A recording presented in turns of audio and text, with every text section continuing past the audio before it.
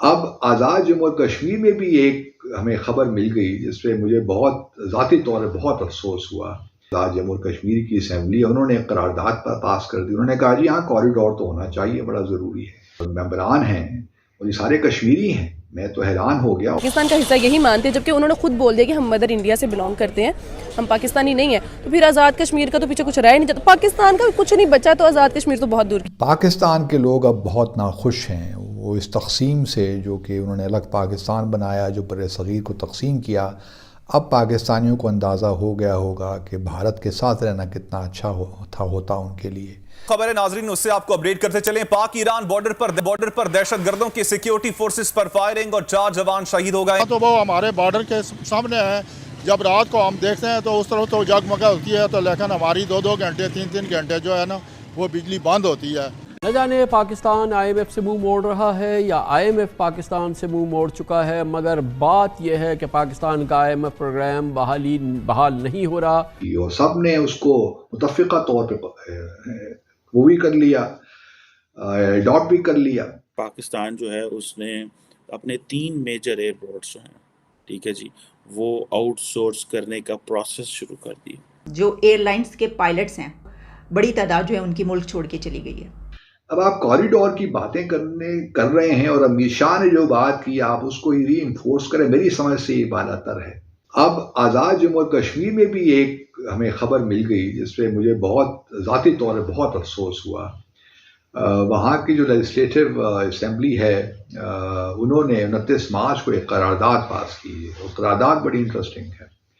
اس سے پہلے آپ کو یاد ہوگا کہ میں نے آپ کو بتایا تھا کہ امت شاہ جو ہوم منسٹر ہیں بھارت کے، انہوں نے ایک بیان دیا تھا کہ ہم چاہتے ہیں کہ ایک کوریڈور بنائیں کرتارپور کوریڈور کی طرح، جو کہ مقبوضہ جموں اور کشمیر کو اور آزاد جموں اور کشمیر کو ملائے، کیونکہ وہ وہاں پہ شاردا پیٹھ ہے آزاد جموں اور کشمیر میں، تو وہ ان کے لیے اس کی ایک مذہبی امپورٹنس ہے، جو ہندو ہیں یا کشمیری پنڈتس ہیں، تو ان کے لیے ایک کوریڈور بنایا جیسا سکھوں کے لیے بنایا گیا ہے، اس طرح ان کے لیے بھی ہونا چاہیے۔ تو شاید اسی پروپوزل سے متاثر ہو کر ہماری جو آزاد جموں اور کشمیر کی اسمبلی ہے انہوں نے ایک قرارداد پر پاس کر دی، انہوں نے کہا جی ہاں کوریڈور تو ہونا چاہیے، بڑا ضروری ہے۔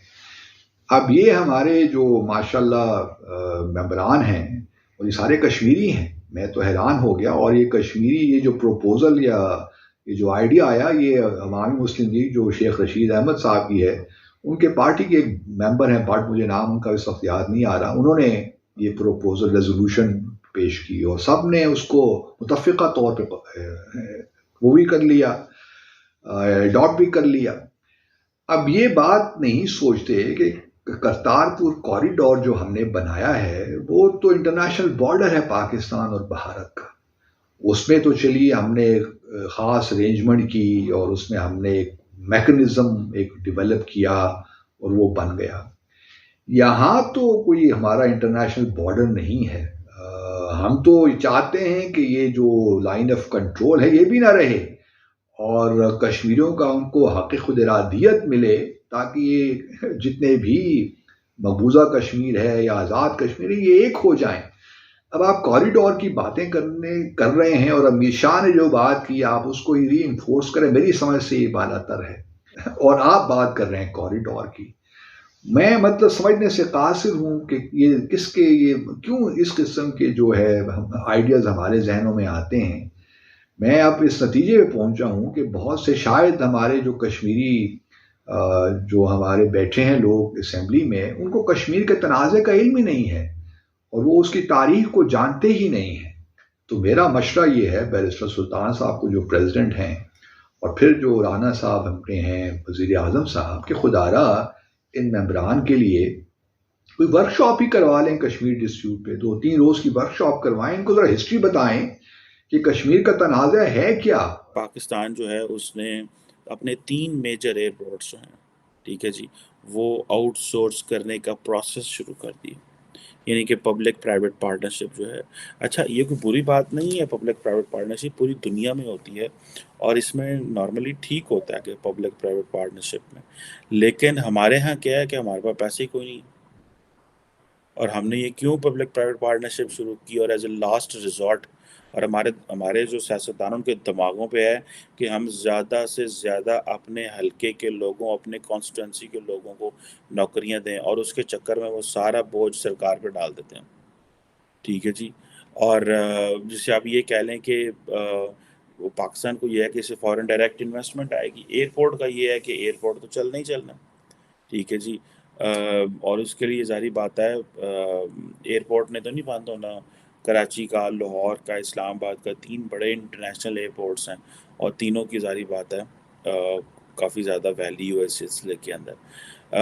اب ایک طرف تو IMF پاکستان کو پیسے نہیں دے رہا، ٹھیک ہے جی، لیکن ہم اس بات پہ بڑے خوش ہیں کہ چائنیز نے $2 بلین جو ہے لون رول اوور کر دیے، ٹھیک ہے جی. اور آپ کو پتہ ہے نا کہ ہم پچھلے فیبرری سے IMF کے ساتھ نیگوشیٹ کر رہے ہیں $1.1 بلین کے بیل آؤٹ پیکج کے لیے، لیکن وہ راضی نہیں ہو رہے. اس لیے پاکستان نے امریکہ کی وہ جو ڈیموکریسی سمٹ ہے کسی حد تک وہ بھی مس کی ہے فار دیٹ پرپز. سو مجھے لگتا ہے کہ this is something which is very interesting. اور ہمیں اس چیز کا تو پتہ چل رہا ہے کہ کنٹینیوسلی جو ہے ہم جو لیڈرشپ ہے وہ جسے کہتے ہیں انڈر پریشر ہے. ایک طرف پاکستان کے اندر جو پاکستان کی جوڈیشری ہے، پاکستان کی جو سپریم کورٹ ہے، وہ کچھ کیسز کے اوپر فیصلہ کرنا چاہتی ہے، اور الیکشنز کے اوپر الیکشنز نہیں ہو رہے پاکستان میں جو عمران خان نے جو کی تھی.